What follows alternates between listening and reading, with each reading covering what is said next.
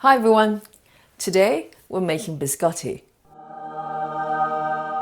So this is a super quick and super easy keto vegan biscuit we're going to make today. So these crunchy biscotti biscuits, they're great for coffee of course, but I use them almost like a power snack. I take them with me on the go. They keep really well. They're crunchy, they're full of nuts and all the goodness. They really take no time to make. So let me show you how to do it. Okay, the ingredients you need. We're going to mix two types of flours together. So one is the soy flour, which is going to provide the crunchiness. And we also need some almond flour. So this is the coarse ground almonds. So this is going to give the biscotti some crumbliness. And then we need some coconut oil. And I'm going to use the stevia as the sweetener. So you can use the sweetener of your choice. And some vanilla extract. So this is optional, but I'm going to add some. And we also need some baking powder. So with the biscotti, I'm going to use two types of nuts. So these are shelled pistachio I've got here. And I'm also going to use some almonds.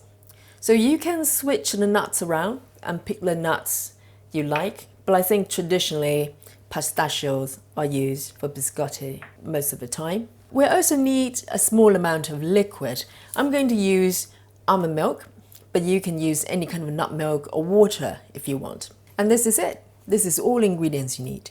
So now let's make the biscuit dough. So this is really one of those great recipes. You literally mix everything in a bowl and it's done. Okay, so I've got a spatula here. So we're going to add the dry ingredients first.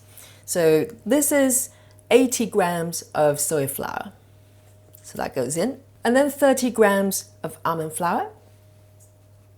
And inside I'm going to add in about half teaspoon of baking powder. It doesn't have to be that precise, so it's about half a teaspoon of baking powder. So with the sweetener, I'm going to add in about 2 tablespoons of the granule stevia. So the amount you need might vary, depends on what kind of sweetener you use. I'm using 2 tablespoons. So some of this will have to come from experience. Okay, so that's all the dry ingredients. And now we're going to add in some fat. So what I've got here is 30 grams of melted coconut oil. I'm going to just pour that in. And then add in a few drops of vanilla extract. So this is kind of optional. I tend to like it, so just a few drops of that. And then we're going to mix it together. So at this stage, it will look pretty dry, and this is the way it should be. And now we're going to add in some liquid, very small amount at a time. We just need enough to bind the whole thing together. So I'm going to add in 1 tablespoon of nut milk first and see how it goes. Probably needs more, and add a bit more.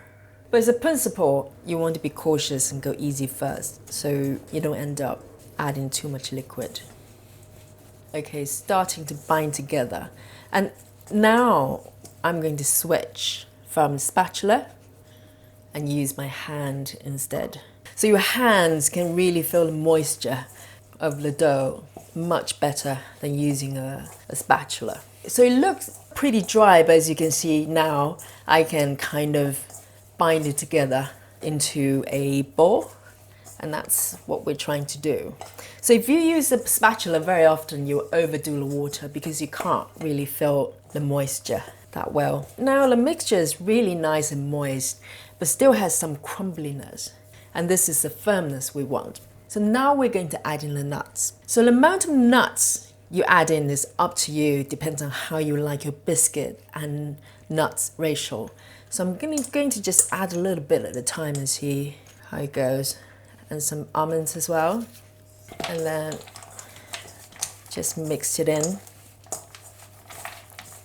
So really mix it in and make sure the nuts are well mixed into the dough. Okay, I'm going to bind it together. Okay, now I can roughly shape it into a ball, but as you can see, it's still quite crumbly. So what we're going to do is take a small food bag like this. You can use cling film as well, but I find food bag actually works a lot better. So we're going to just pop the dough into the bag, just a whole lot. And you can seal the top if you want to. But what we're going to do is actually squeeze the dough to the bottom of the bag. This is why the bag will probably work better than cling film. So give it a squeeze and kind of press and tidy it up as you go along. You want to squeeze the mixture toward the bottom of the bag and create a little bit of height here. Because what we're going to do is to cut the biscuit this way. So you want to have a little bit of height, thickness here. And if you want, you can use a knife to kind of tidy up the side, like that. And remember to use the back of your knife so you don't end up cutting yourself. Okay, so you end up with a block like this, and this is going to the fridge. So the biscuit dough is going to the fridge for a minimum half an hour. I normally keep them about an hour or two. I just go off and do something else and come back. Alternatively, you can make the dough the night before and then bake them the next day. The fridge time will help it to firm up, and it will be a lot easier to cut and keep its shape.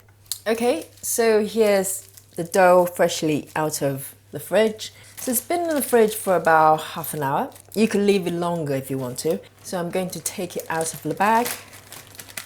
So the best way to do it is probably just to tear it apart. Here we go. So we're going to cut the biscuits. So take a sharp knife and we're going to cut it sideways, like this. So this is what it looks like. So that's why you want to create a little bit of thickness, so you have that nice surface here. And we're going to continue to do this.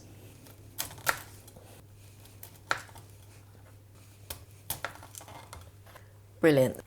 And now take a baking tray. So the baking tray has been lined with a layer of tin foil, and also I've greased the surface with some olive oil or coconut oil if you want to.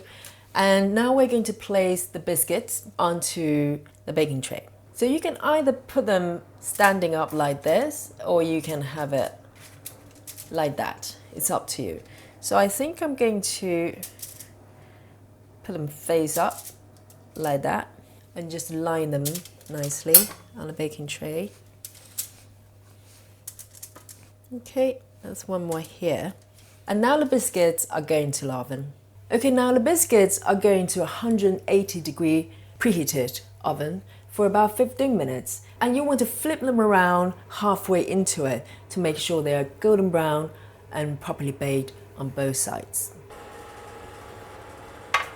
So it's been in the oven for about 15 minutes. So you can see it's nice and golden brown. That looks absolutely amazing. So halfway I turn them around and also turn some of them sort of sideways like this. So even the sides is nicely baked. So I'm going to leave them to cool and then they're ready to eat. So there you go. Here's our keto vegan biscotti. Just look at this.